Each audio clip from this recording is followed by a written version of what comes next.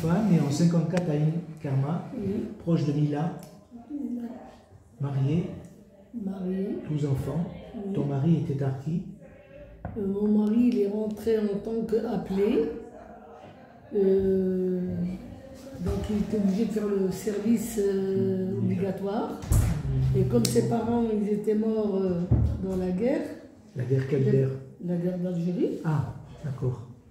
Il a été, il a rempli quoi dans l'armée, mais comme il y avait 4 catégories qui pouvaient prétendre, vous savez, à l'indemnisation des rapatriés, les Mokhazni, les voilà. Les groupes d'autodéfense. Voilà. Mon mari n'a pas été harki, il est rentré en tant qu'appelé. Après, il était dans la compagnie des, dans le Sahara là-bas. Les compagnies sahariennes. Je ne sais pas s'ils appellent ça saharienne, mais comment ils appelaient ça, je ne sais plus le terme exact. Mais dans le Sahara, il était en quoi? En tant que militaire? Militaire, oui. Après avoir fait son temps en tant qu'appelé? Oui. Donc il était engagé? Il avait rempli, ben oui. D'accord. Il avait nulle part où aller. Comment? Il avait nulle part où aller.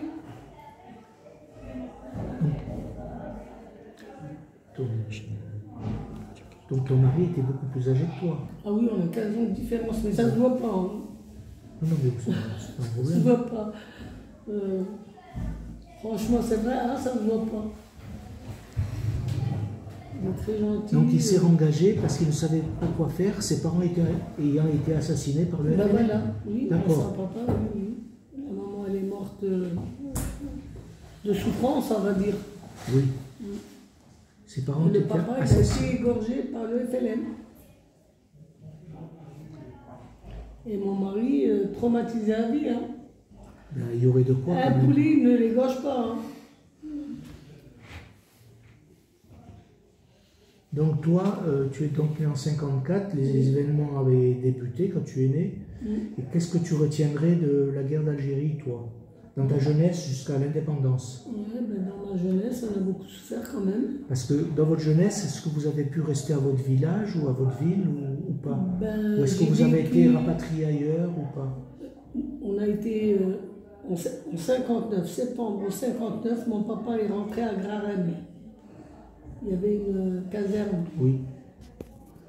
Parce que on l'a menacé de le tuer s'il ne montait pas dans le Djebel avec le FLN. Bah, il est parti avant qu'on le tue, hein, quand même. Il a sauvé sa peau, ses enfants, sa femme. Parce que la deuxième épouse, il s'est marié avec elle quand on était à Grarem dans le camp militaire. Maman. Donc ton père aussi était harki? Oui. D'accord. Oui, mon papa était harki. Par peur de représailles, lui? Oui. Voilà. Oui, oui. Donc, comment ça s'est passé jusqu'à l'indépendance en 1962? Toi, quel souvenir aurais-tu de l'Algérie à cette époque? Comment vous viviez? On vivait dans un camp militaire. Donc, vous aviez, 59 à 62. Vous aviez des moyens, des loisirs de sortir, non? Vous étiez cloîtré ou pas? Non, du tout, on ne sortait pas. Vous étiez cloîtré que dans le camp. Moi, j'étais petite et des fois, quand je revis ma vie, c'est pour ça que j'ai envie d'écrire ma vie, parce qu'à 5 ans, je faisais toutes les courses à ma mère. Les épiceries, elles n'étaient pas loin, mais j'allais au souk, il cherchait son pétrole pour les lampes à pétrole, pour cuisiner. Je faisais tout. Je faisais plusieurs allers-retours, j'étais petite, c'est sûr, je ne partais pas plus que... Parce que vous étiez combien de familles? Toi et tes frères et sœurs, vous étiez combien? On était 4. Vous étiez 4? 4 premiers enfants de ma maman, de père et de mère, et puis après mon père s'est remarié en 61 quand on était dans le camp avec sa cousine que vous avez eue là, qui est née à Inkam. D'accord. Et quand il s'est remarié, ton père, il a gardé la première femme? Ah ben oui. Oui, non mais je sais, je connais. Oui. Algérie, c'était pas... Oui, non mais je sais. Ils avaient droit jusqu'à 4. Hein. Et nous, on a vécu, même avec Claire, tout ça, 3 épouses, on a vécu dans la même maison, 14 enfants.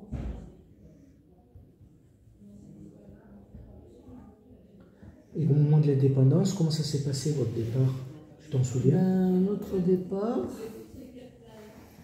moi je me souviens. Vous avez pris le bateau, vous avez pris un camion pour aller au port, je suppose? Oui, dans les camions militaires, on a été jusqu'à Bonn.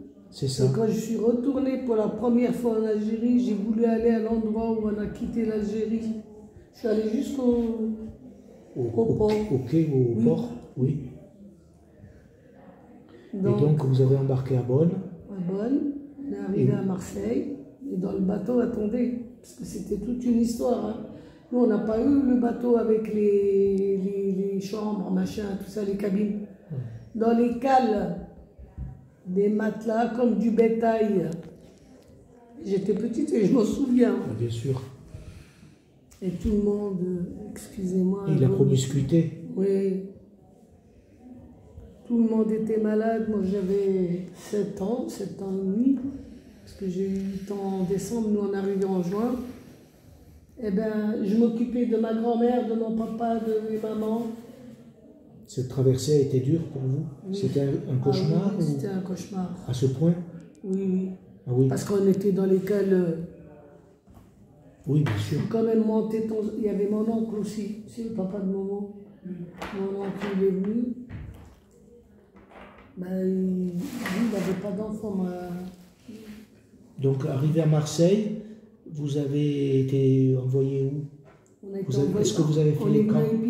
Non. Directement? On n'a pas fait les camps. Ah. On est venu en camion jusque Nancy, non, on est venu, oui, en train de Marseille à Nancy. Et de Nancy, on nous a ramenés en camion à Épinal. En camion de l'armée, toujours? Oui. Le GMC, ou je ne sais pas comment oui, c'était ça, ouais. Le GMC à l'époque.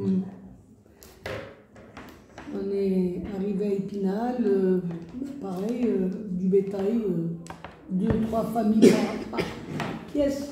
À l'armée, c'était 2 personnes. Vous étiez logé où à Épinal? Dans une caserne?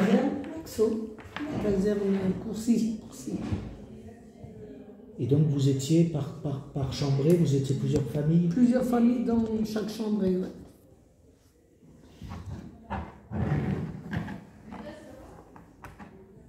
Et au niveau hygiène, comment ça se passait? Est-ce qu'il y avait les water, est-ce qu'il y avait les douches, est-ce qu'il y avait les sanitaires à l'intérieur ou dehors? Non, c'était dehors. Tout qui était sanitaire? Au fond du couloir, était à l'extérieur? Pour les soldats, ah oui, oui. D'accord. On était dans les... On vivait comme les soldats ont vécu la dernière guerre, deuxième guerre mondiale. Ben, nous, on a habité là. Toutes les commodités étaient à l'extérieur? Tout était à l'extérieur. Et Dieu sait comment il faisait froid. On mettait des couvertures de l'armée pour ne pas sentir le froid dehors, sur les fenêtres. L'eau, elle gelait. Donc les toilettes communes, là, il y avait, je sais pas, peut-être 20 ou 30 lavabos, 30 toilettes. Mais il fallait sortir des chambrées. C'était les chambrées d'usine à côté il y en avait.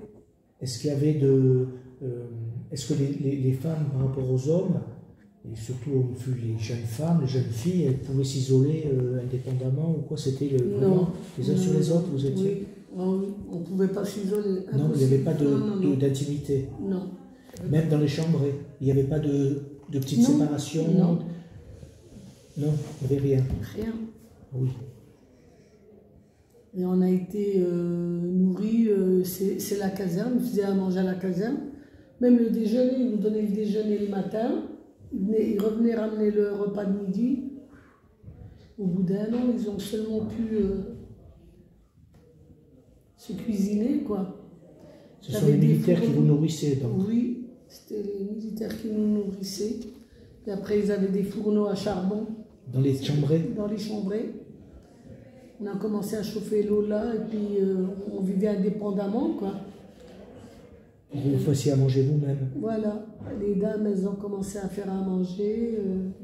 Il y avait une épicerie à Courcy. Ben, à l'époque, il n'y avait pas beaucoup de magasins. Hein. Ben oui. Moi, je dis, quand on est arrivé, même quand papa a acheté la maison en 64 à la campagne, eh ben, il n'y avait rien. Il n'y avait même pas l'eau, l'électricité dans la campagne. Il y a Chambon devant Bruyère. Hein.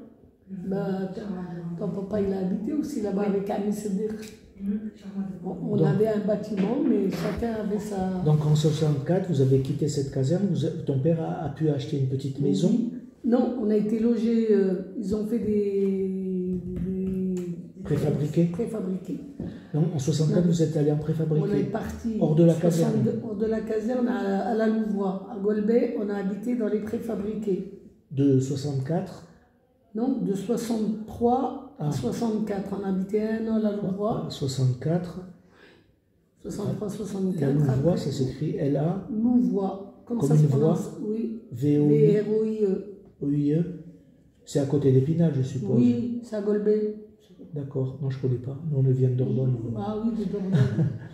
Donc de 63 à 64, vous êtes allés dans des préfabriqués. Toujours pareil, est-ce qu'il y avait la proximité des familles mélangées aussi? Ou vous avez votre intimité au niveau familial? Là, il y avait des intimités puisqu'on avait chacun, on avait une salle à manger, une petite cuisine, 2 chambres. 2-3 chambres par famille. Par famille. Voilà. Là, vous étiez vous aviez votre intimité. Oui. Mais au niveau confort, sanitaire, etc., est-ce que c'était aussi... Ils nous ont rien fourni. C'était à l'extérieur aussi? Les sanitaires, tout ça? Non. C'était des logements préfabriqués. Il y avait les lavabos, il y avait un lavabo, un évier. Oui, il y avait la salle de bain, il y avait tout. Ah voilà, là, vous étiez, disons, à peu près bien. À peu près. Ou pas, ou moins. On a beaucoup souffert quand on était à Vorcy, quoi, dans la caserne, là. Donc là, dans les préfabriqués,